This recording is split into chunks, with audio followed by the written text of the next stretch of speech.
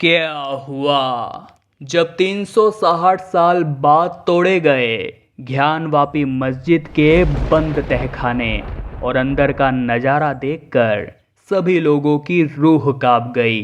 मंदिर और इस मस्जिद के विवाद को लेकर आप क्या विचार रखते हैं, नीचे कमेंट बॉक्स में ज़रूर बताइएगा। और अगर सच्चे सनातनी हैं तो हमारे चैनल को सब्सक्राइब करके हमें सपोर्ट जरूर दिखाइएगा।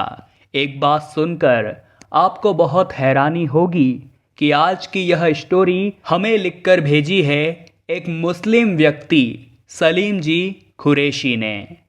सलीम जी ने हमें बताया कि उस समय ज्ञानवापी मस्जिद और बाबा विश्वनाथ मंदिर को लेकर बहुत विवाद चल रहा था।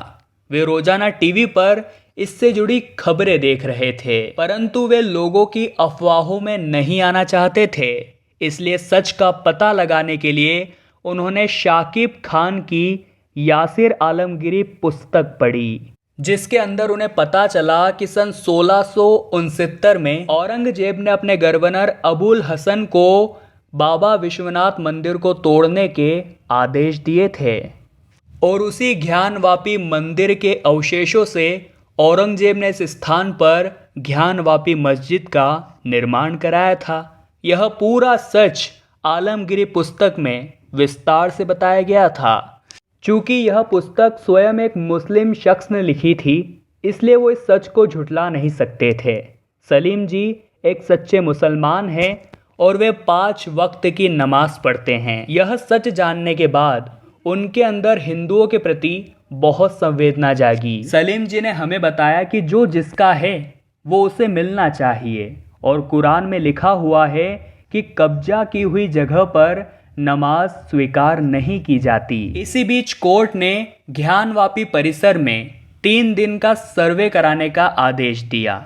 सलीम जी एक एक खबर को अच्छी तरह से सुन रहे थे और जब सर्वे की रिपोर्ट आई तो उसने सलीम जी की पुस्तक में पढ़ी उन बातों को सच्चाई में बदल दिया। रिपोर्ट के अंदर ये दावे किए गए थे कि मस्जिद के अंदर कई हिंदू कलाकृतियां मौजूद है, परंतु सलीम जी उन्हें अपनी आंखों से देखना चाहते थे। इसी के बाद काशी विश्वनाथ मंदिर के महंत कुलपति जी ने यह दावा किया कि इस मस्जिद के अंदर जो तहखाना है उसके अंदर बहुत बेशकीमती खजाना मौजूद है। और ये खबर सुनकर वो भी बहुत हैरान हो गए, परंतु वो ये सच्चाई अपनी आंखों से देखना चाहते थे, जिसके लिए वो बनारस के लिए रवाना हो गए। और ज्ञानवापी मस्जिद के अंदर पहुंचते से ही उनका दिमाग पूरी तरह से हिल गया, क्योंकि वहां पर एक चौखट लगी हुई थी जो पूरी तरह से हिंदू सभ्यता के साथ जुड़ी हुई थी। जब वे ज्ञानवापी मस्जिद के थोड़ा और अंदर पहुंचे तो वहां के खंभों पर पान के पत्ते व कमल के फूल के निशान थे।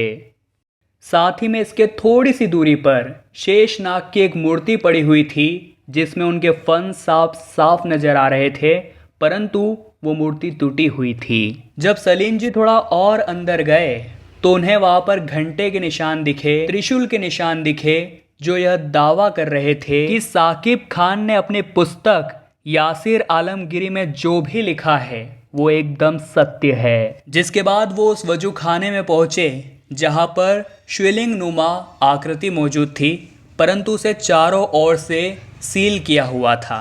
वे मस्जिद के निचले भाग में पहुंचे जहां पर एक तहखाना बना हुआ था। उस तहखाने के ऊपर ताला जड़ा हुआ था। वो समझ चुके थे कि जरूर इस तहखाने में ऐसा राज मौजूद है जो इस पूरे विवाद का हल करवा सकता है। सलीम जी ताला खोलने में माहिर थे। उन्होंने चुटकियों में वो ताला तोड़ दिया और अंदर का नज़ारा देखकर उनके पैरों तले जमीन खिसक गई। दरअसल वहाँ बहुत सारा अंधेरा था, परंतु हीरे जवाहरात की चमक उनकी आंखों पर पड़ रही थी। वो इतिहास के साथ छेड़खानी नहीं करना चाहते थे, परंतु वो समझ चुके थे कि जो बाबा विश्वनाथ मंदिर के महंत कुलपति जी कह रहे थे कि इस मंदिर के तहखाने में खजाना है, वो बात 100% सत्य है। जिसके बाद सलीम जी मस्जिद के बाहर आ गए। वे सच किसी को बता नहीं सकते थे, क्योंकि उन्हीं के संप्रदाय के लोग उन्हीं के दुश्मन बन जाते। परंतु आज हमारे इस चैनल के माध्यम से सलीम जी ने अपनी आंखों देखी सभी घटनाएं आप तक पहुंचाने की कोशिश की है। आप इस मुद्दे पर क्या विचार रखते हैं नीचे कमेंट बॉक्स में ज़रूर बताइएगा। और ऐसी सत्य चमत्कारिक घटनाएं हमेशा देखने के लिए हमारे चैनल को सब्सक्राइब करके बेल आइकन को प्रेस कर लीजिए।